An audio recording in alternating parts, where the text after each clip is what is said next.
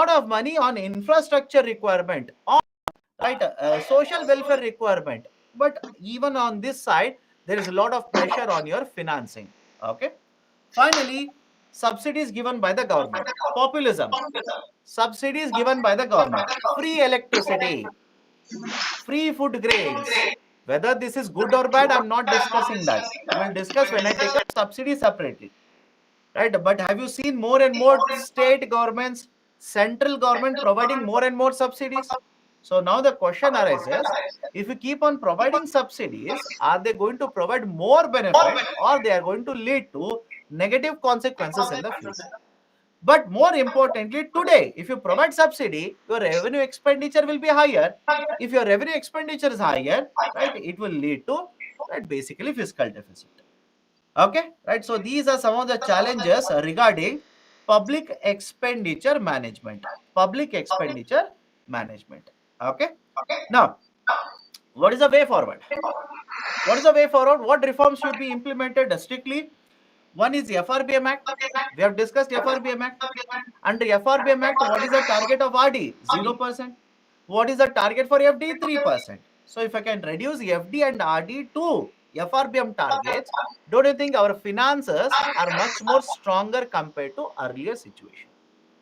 We have merged a railway budget with a union budget. I've already told you this. Right? Railway budget was basically a practice. It was not a constitutional requirement. It was just a practice. So Government of India from 2016-17 said there is no need to have a separate railway budget. We will merge it into union budget itself.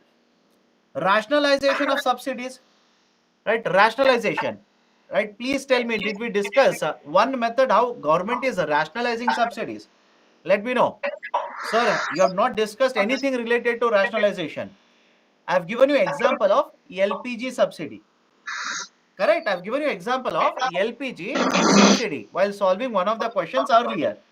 Right. I said earlier, all the houses were given LPG subsidy, but now under the system called as a direct benefit transfer, only certain number of houses are given LPG subsidy, which is nothing but rationalizing.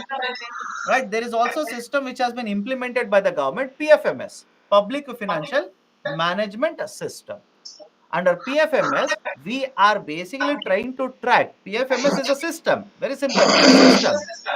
We are trying to find out how much expenditure is being incurred, for which state how much money is going, for which subsidy how much money is given by the government, who are the beneficiaries. All of that data you can get it from Public Financial Management System, PFMS.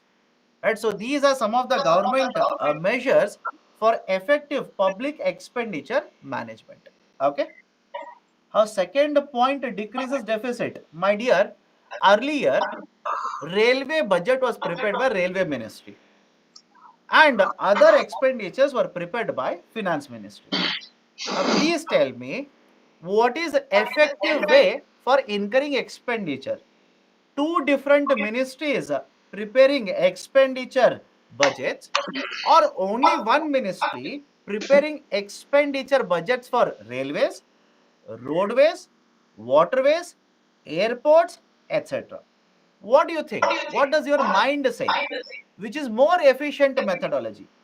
Don't you think if you want to have a seamless transportation model, I repeat, if you want to have a multi-sector model, seamless transportation throughout India, only one authority should be taking care of all the expenditures regarding infrastructure in India. That is the reason. That is the reason all of these have been brought under finance ministry now. Okay. Next, distinguish between capital budget and revenue budget. Explain the component of both of these budgets. Okay. Let me know. Did we discuss what is the capital budget? What is the revenue budget? Let me know. I'll repeat it. Have you come across the term capital budget and revenue budget?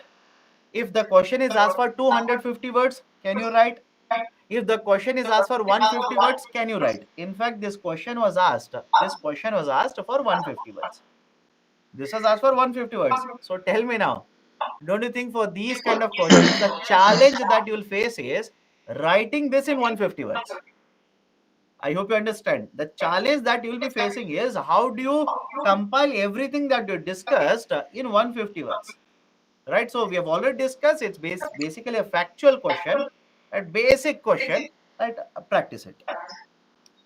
Next one, women empowerment in India needs a gender budgeting. What are the requirements and the status of gender budgeting in Indian context? Please tell me, did we discuss gender budgeting? That question can be asked on anything, right? Please understand. And please tell me now, you can get the first concept in the book. You can get the first concept. That is, what is gender budgeting? They would have given the definition. They would have discussed certain point. But do you think you will get the second point's answer, the second part, answer to the second part in the book? Right? Do you think the book will provide you what is the present context of gender budgeting in India? Absolutely no. If you don't trust me, check it. They will not give it. Then, sir, where do I get it? Current affairs. You will get it in the current affairs. Sir, especially where? Which current affairs? After the budget is announced on the 1st of February, in the subsequent days, many newspapers will discuss what has Government of India done for gender budgeting. That is where you will get the context. I hope you understand this. After the budget is announced, and in the next couple of days, every newspaper will do the analysis of the budget. But I'm pretty sure all the newspapers, right? Of course, I've not seen this practice by Hindu, but at least other newspapers, let's say for example, Financial Express does it, Indian Express does it, Mint does it. They will give you information regarding how much is the gender budgeting, how much was the gender budgeting done last year, what has happened this year, what has happened under part A, what has happened under part B. All this information is provided. So model is very simple here for answer. Start with a definition of a gender budgeting, right? In certain points, right? Why gender budgeting is required. Then what is the status, right? What is the status of gender budgeting? Most of the funds are allocated for schemes which are not targeting only, which are not targeting completely the women beneficiaries. These are targeting all the beneficiaries. Part A, Part B scheme. Please go back to that. Right, as a percentage of total expenditure, there has not much been changed. It is generally around 5 to 6%. There is a need to audit and ascertain, right, what is the progress of schemes which are being implemented. Lot of ministries are not involved. We need to increase the participation of various ministries and their departments. Funds are allocated. Funds are allocated, but utilization rates are generally lower. We also need to ensure whenever the allocation is done, utilization rates are increased. Right. So this is basically the concept of gender budgeting, and this is a way forward for you people. Okay, done. Right. So these are the questions which have appeared, right, which have appeared in the context of the fiscal policy in the last couple of years. PFMS. PFMS is a system that has been developed by Government of India. Using this system, at any point of time, government can get information such as how many schemes they are implementing. Under this scheme, how much funds have been allocated, how much have been utilized, for which state, how much funds have been released, how much are yet to be released, etc. All of this information is at the fingertip of Government of India. They can retrieve this information using PFMS. Okay, done. So that is basically the discussion regarding the questions here. Please go through this. Please go through. Do not make a mistake of ignoring previous year questions. Previous year questions will provide you a lot of information regarding what is the area of priority for UPSC. Okay, now let's start. Solve the questions now.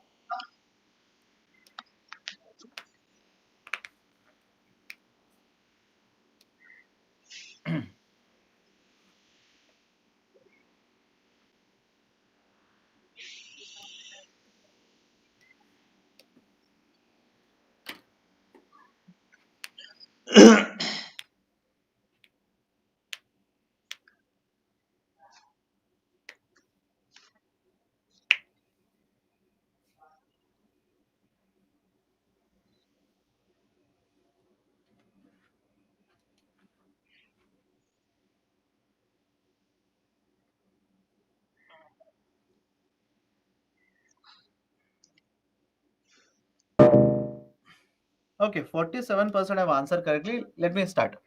with reference to IFC Masala bond, sometimes given below is or are correct.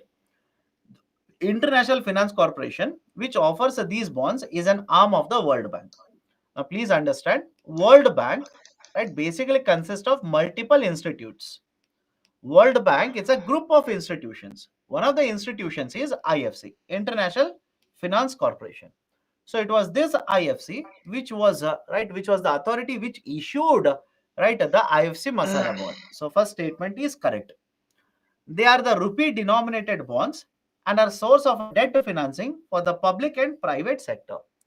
World Bank, that is IFC, issued these bonds, collected the money, provided it for financing of infrastructure in India for both public sector as well as private sector. So even the second statement is correct. 1 and 2 are correct. Right option for the question will be right option C here.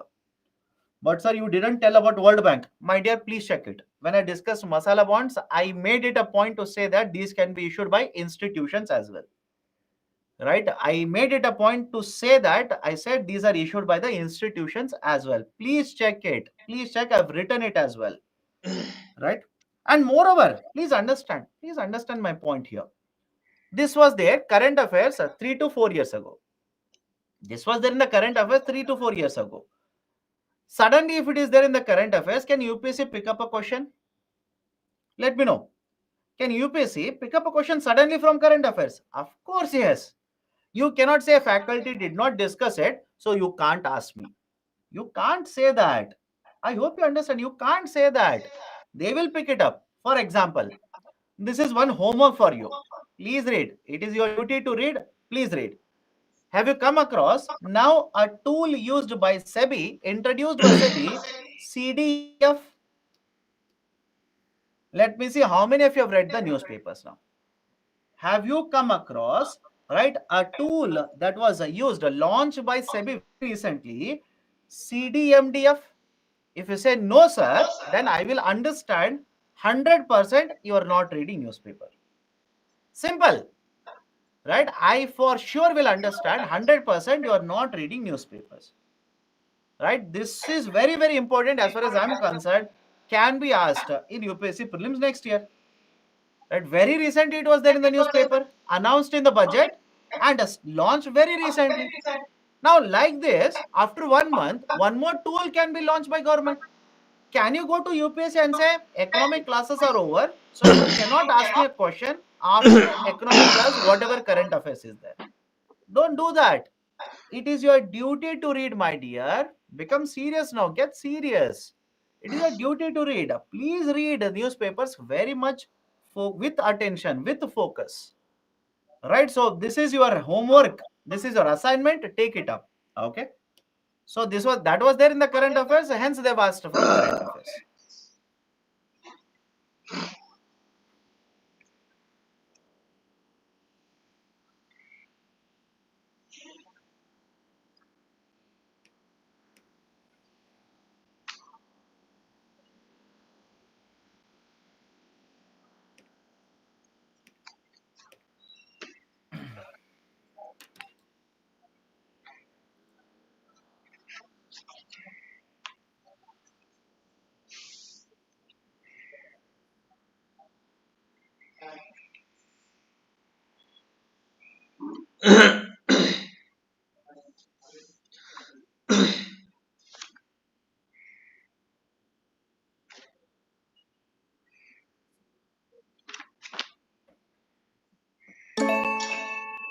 59% have answered correctly. Why? What is the problem? Let's start.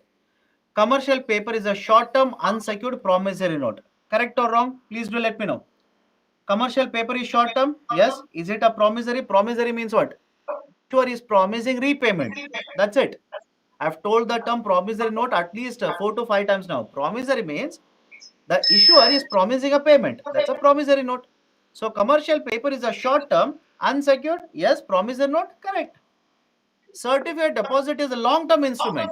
Is certificate deposit long-term instrument? And moreover, is it issued by RBI? No. Right? Statement 2 is wrong. Third one, call money is a short-term finance used for interbank transaction. Do you remember yesterday's discussion? Bank 1 will lend to another bank. because bank too would require money for short duration, for 1 day, for 7 days, etc. Yes, zero coupon bonds are interest bearing. Do you think zero coupon will provide you interest? No, these do not have any coupon rate. They have zero coupon rate. So fourth one is wrong. So one is correct, three is correct. Right option will be option C here. The same question, in order to increase the complexity, can they change options? Think of it. Same question, nothing changes. Can they increase the complexity by changing option? Only Only one one statement is statement correct. is correct. Only two Only two statements are statements correct. are correct. Only three Only three statements are statements correct. are correct. All All four the four statements statements are correct. so So be aware of aware of those those kind of. concepts. Right? Meaning again, I've told you this at least 10 times as of now. I'll repeat it. Keep your concepts fundamentals clear. Keep your concepts clear. Doesn't matter whatever kind of option pattern they will follow, you'll be able to solve them. Next one.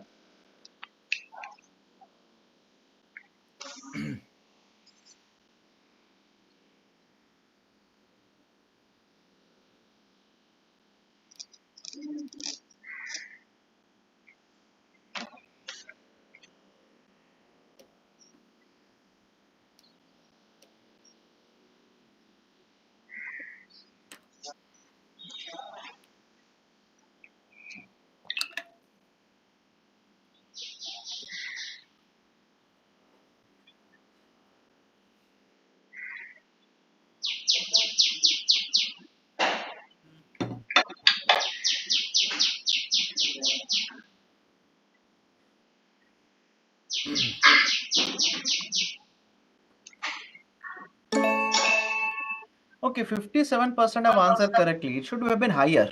With reference to Indian economy, what are the advantages of inflation indexed bonds? IIB. IIBs were issued 10 years ago by Government of India. More than 10 years ago by Government of India. You know when this question was asked by UPSC? Last year. I hope you understand. IIBs were issued by Government of India more than 10 years ago. UPSC asked this question on IIB last year. So government can reduce the coupon rates on its borrowing by way of IIBs. Correct? Statement one is correct. Second one, IIBs provide protection to the investors from uncertainty regarding inflation. Correct. The interest received as well as capital gains on IIBs are not taxable. Please, those who are asking how statement one is correct, yesterday's video is available to all of you. Play it. Play, go to the point where I've discussed IIBs. I've discussed point number one, point number two, point number three. And the fun part is, I told you that this was asked by UPSC. See, how do you people remember in 24 hours? If you don't trust me, please go to yesterday's videos after today's class is over, play the video and start from inflation indexed bonds discussion.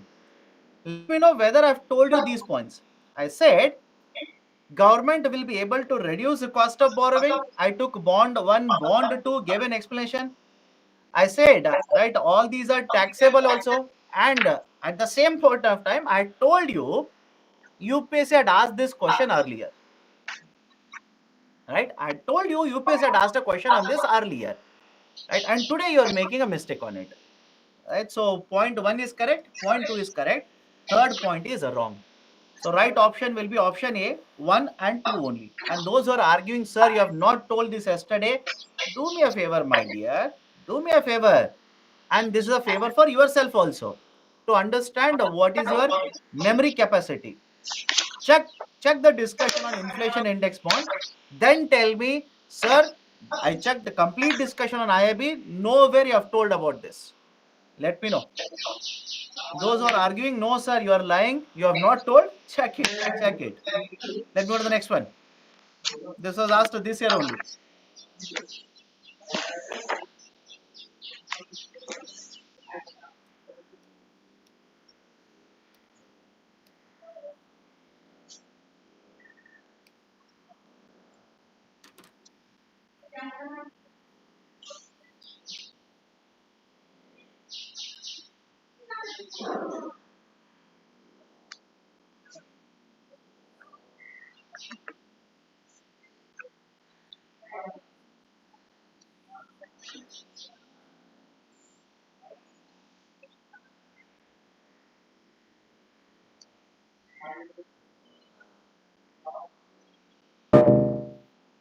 Arre Baba, why 52% have answered this?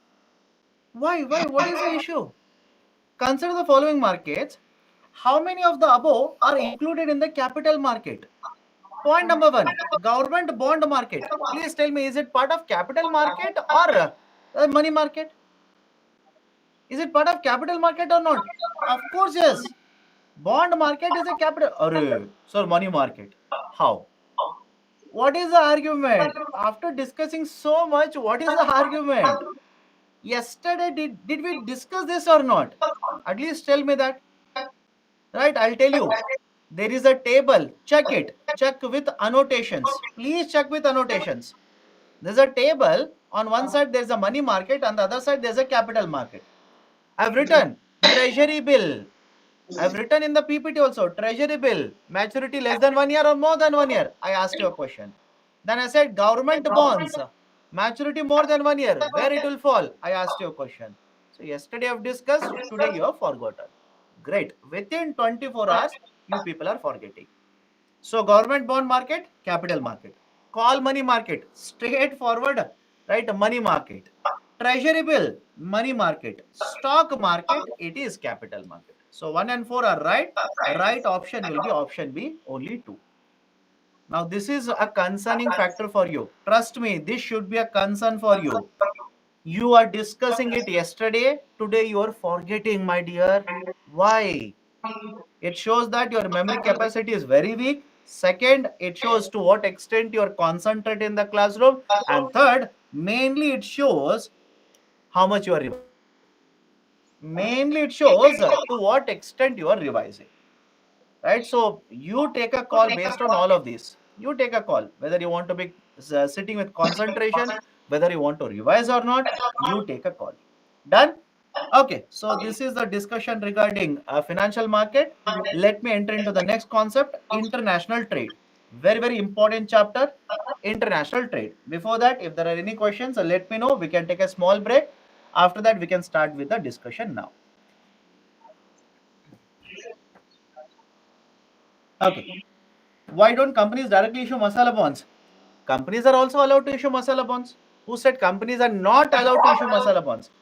Companies are also allowed to issue masala bond. But what is the function of World Bank? Function of World Bank will be to provide financing for development of infrastructure project. So it is satisfying that function using masala bonds. That's it. Fed tapering we'll discuss later. Don't worry. What is postal deficit in revenue expenditure? What is the context? I don't know. I don't know what is the context, why government, what number they have written. I absolutely have no idea from where you have picked up this. They are short term, how they are example of zero coupon. My dear, question is the treasury bills are short term, but how they are example of zero coupon. Please look at yesterday's lecture. Did I say this or not? That is, zero coupon simply means any instrument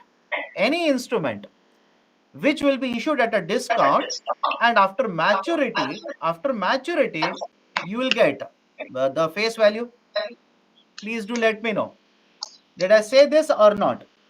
I said a zero coupon means any instrument which is issued at a discounted value, but upon maturity you will get face value. Now zero coupon as a concept can be introduced in short term instrument. In fact, check annotations yesterday, I've written this also. Can be issued in the form of long term instrument also. So in case of short term, best example is a certificate of deposit, commercial papers, right, as well as the treasury bills. Whereas the long term, right, we have long term zero coupon bonds. That's it. Okay, it can be for short term as well as a long term. It's a concept. It is basically a concept. Okay, done. So let's take a pause now. We'll restart the discussion at 8:16. We'll restart the discussion at 8:16. Take a 10 minutes break.